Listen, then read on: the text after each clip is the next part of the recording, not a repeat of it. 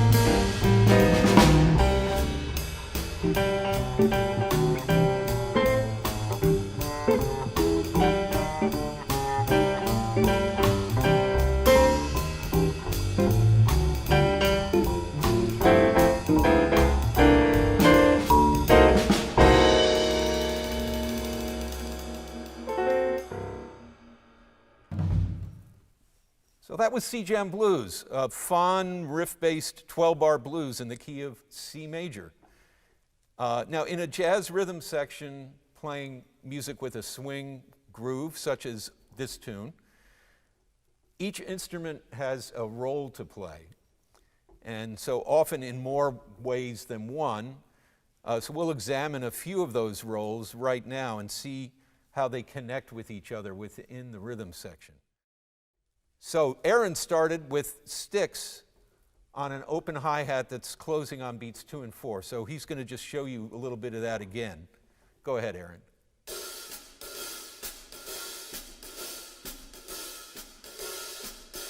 Great. Thank you, Aaron. And so oftentimes that's a good way to start. You know, you're kind of easing into things. You're not going full bore with the whole drum kit. And then Gabe came in playing a walking bass line. Walking is just a bass line that's primarily 4 beats to the measure. And what he's, for the most part, doing is hitting the roots of the chords on the first beat of each chord, or each new chord symbol, and he's often approaching them from a step away, like a half step or a whole step above or below. So he's going to play an example of the bass line that he started with. Gabe, if you would please. And Aaron, you can join him on the hi-hat too, so we hear how the two things fit together nicely. Go ahead. One.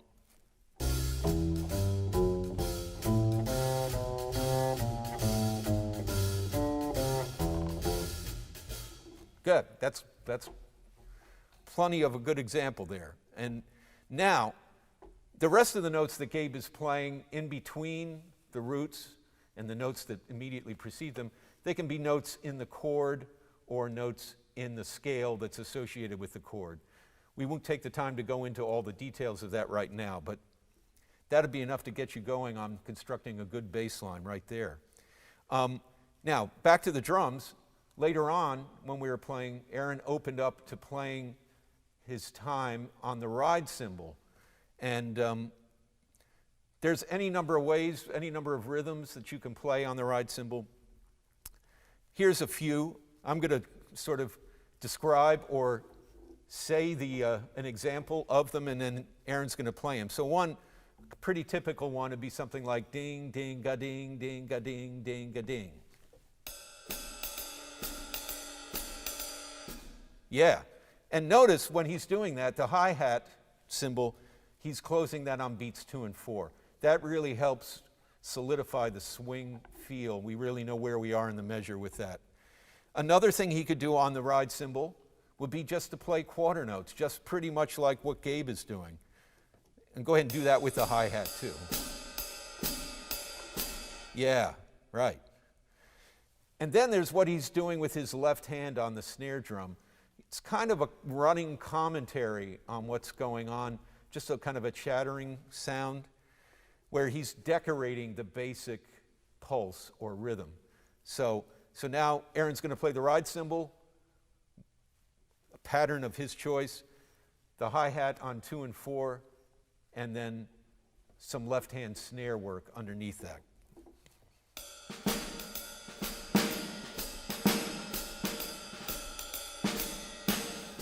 Yeah.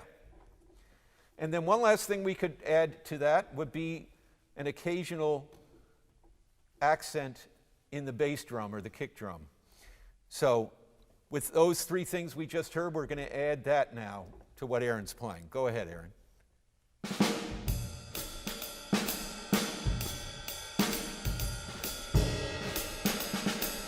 Great. Great. And now let's do that one more time, just about that much. And Gabe, why don't you walk with him? So you hear how all this needs to fit together. So it's real important for the bass player and the drummer to really be listening to each other. Go ahead, guys.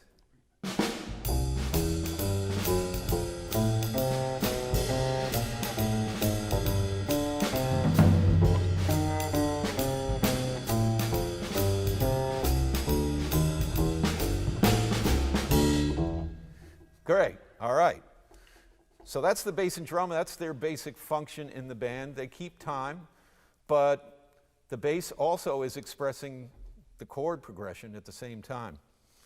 And the drums also give us a sense of where we are in the 12 bars by he might do a splash on one of the cymbals when we get to the top of the form as it cycles around. The guitar, one of its major functions, as with the piano, is to provide harmonic support. And there's a number of ways that Adam can show us how that happens. But what we call this is comping. Some of you may be familiar with that term. Just think of it as short for accompanying. And one type that you heard him do right away when we started playing was what we call Freddie Green style. Freddie Green was a longtime guitarist with the Count Basie Orchestra. Just had an incredible sense of time, and he played in a way that really helped solidify the rhythm section with the bass and the drums along with the piano. And it's just basically playing quarter notes, essentially. Sometimes we call it chonking, because it has sort of a chonk, chonk, chonk, chonk, chonk kind of sound. So Adam's going to play with Gabe and Aaron now, just a little bit on the chord progression from C Jam Blues, Freddie Green style. 1, 2, 1, 2, 3.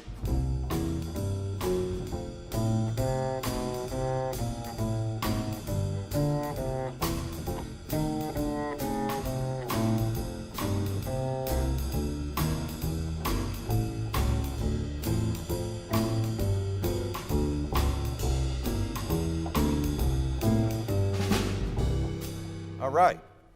Another way that Adam can comp is more a freer rhythmic approach, where he's basically improvising what rhythms he's doing, but maybe also playing some short rhythmic figures that we can call riffs. And so now let's listen to Adam comp in that style.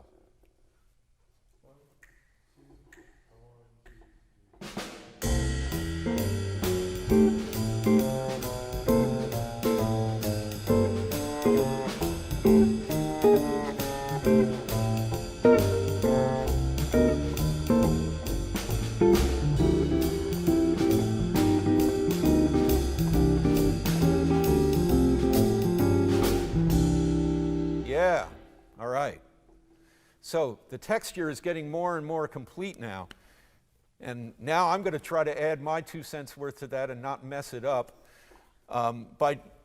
Also, I can comp too. And of course, the piano and guitar can comp at the same time.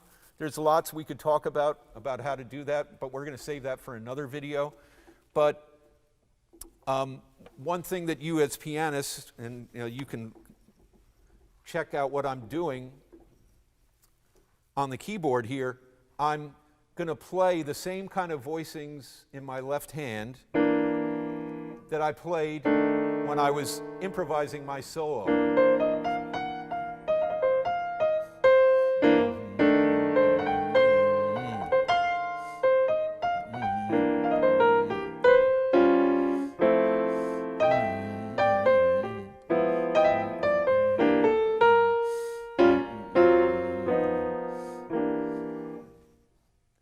But I'm going to add notes to them, to the notes in my left hand, with a few in the right. And so I'm going to play with just Aaron and Gabe right now so that you can hear me comp similar to what Adam was just doing a moment ago. 1, 2, 1, 2, 3, 4.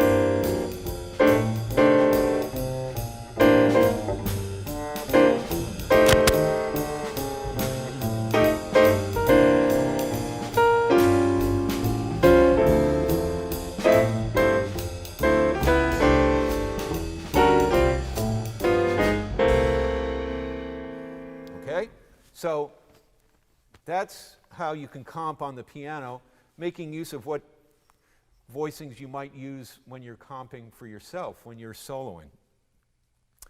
So speaking of soloing, that'll be our last topic for today's video. And there are any number of ways that you can approach improvising on C-jam blues or any 12-bar blues. But a good way to start is by using the 2 types of blues scales. And to see these notated, you can take a look at the PDF supplements that you'll be getting with this video. But I'll demonstrate them right now. So one is the minor blues scale.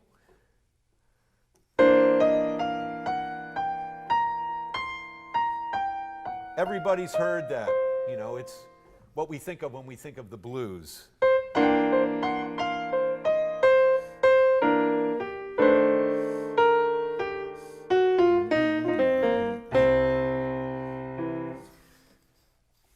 But there's another kind of blues scale that we call the major blues scale. That was the minor blues scales. This is the major blues scale.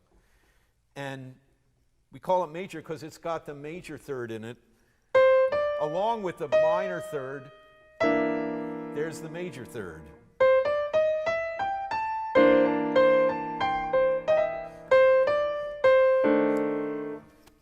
And good thing to know is the minor blues scale you can use on almost all of this chord progression on C-jam blues.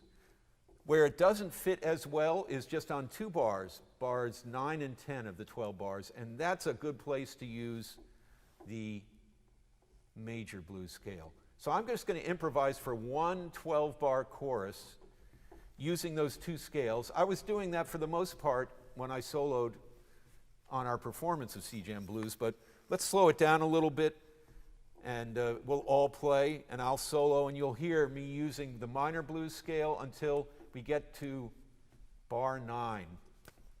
And then I'll use the major blues scale. And then I'll go back to the minor blues scale just to end the 12 bars.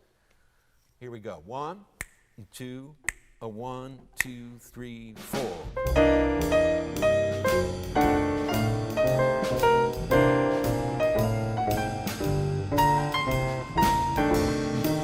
Minor blues scale.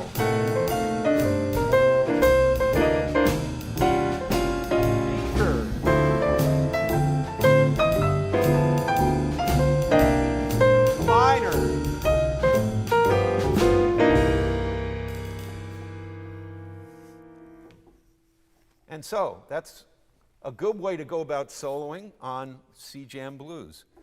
And that's about going to wrap it up for this video. So we're going to just take things out with a little short refresher on how C-Jam Blues ends, just so that we end with a little music. Here we go, guys. 1, 2, 1, 2, 3, and.